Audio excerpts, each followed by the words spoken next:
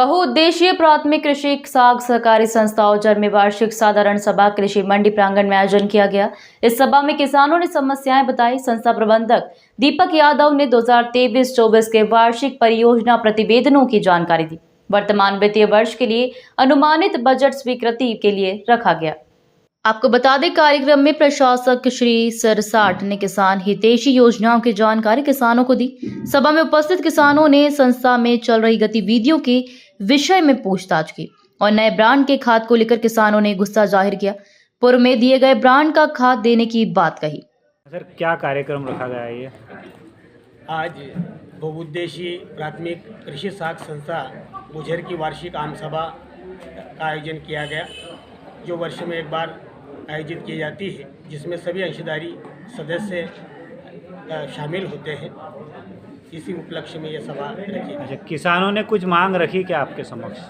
किसानों द्वारा ये मांग रखी गई कि हमारा जो संस्था का जो भवन है वो जीर्ण शीर्ण हो रहा है, उसमें शौचालय आदि की व्यवस्था नहीं है, वो मतलब उसको या तो नया किया जाए। इसके संबंध में मेरा ये कहना है कि हमने उच्च स्तर पे 100% अनुदान पे शासन की जो 40-50 लाख की जो योजना है उसमें मतलब हमारा बिल्डिंग बनेगा।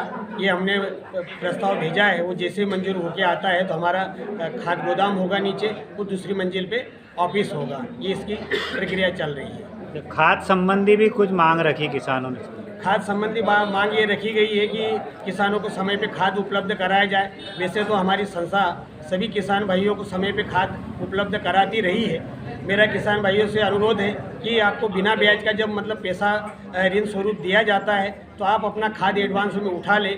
हमारे पास में जो एक्स्ट्रा खाद में गोदाम में जो मतलब जगह होगी उतना खाद हम और स्टोर कर पाएंगे और किसान भाइयों की खाद की इस कमी को दूर करने का प्रयास करेंगे। जैविक खेती और ऑर्गेनिक खेती के संबंध में क्या किसानों को सुझाव देंगे आप? निश्चित ही रासायनिक खाद के ज़्यादा प्रयोग से खेती मतलब बंजर होती, जहरीली होती है। इसके लिए शासन द्वारा नैनो खाद का भी मतलब एक बिल्कुल रूप निकाला गया है।